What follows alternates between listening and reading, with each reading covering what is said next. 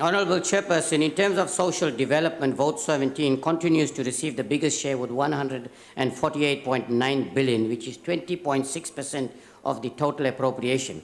This biggest share of this budget is for social grants, which will continue to help families in the face of skyrocketing cost of living.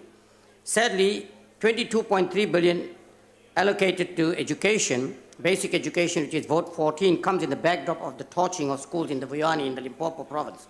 In her budget vote speech, the minister estimated the cost of reconstructing the schools to be above 720 million rand.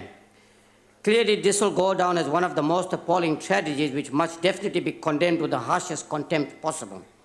We hope that there will not be an introduction of another CD program which will take years to construct schools while children are subjected to unthinkable learning conditions. In terms of Vote 16, which is the health, which receives 38.6 billion, the Honourable Minister Motsoaledi indicated 1 billion rand will be used to fund the program of removing the CD4 count as an eligibility criteria for ARV treatment as of September this year. This is commendable, Minister, and money well spent.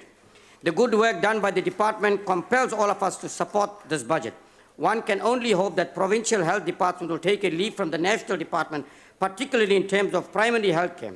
We hope that finally there will be improvements in the performance of all components of the National Health Insurance Grant. While this Honourable House appears to be the ideal venue for grandstanding, let me take this opportunity, Honourable Minister, to do exactly that.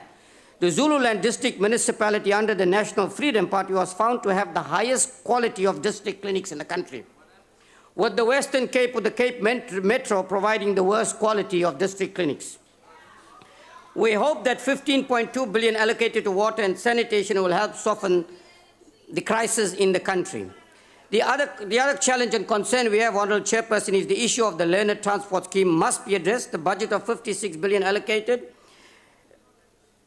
to the Department of Transport will not be a silver bullet unless government sorts out the chaos.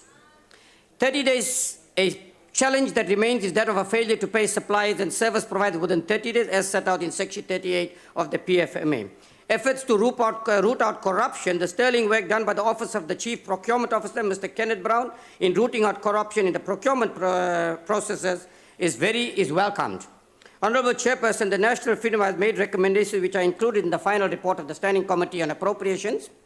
Finally, we commend Honourable Praveen Gordhan for his selfless efforts to help steer the country in the right fiscal path in the midst of the most turbulent times in the history of our democracy. Each and every one of us must play our role. The National Freedom Party supports this budget.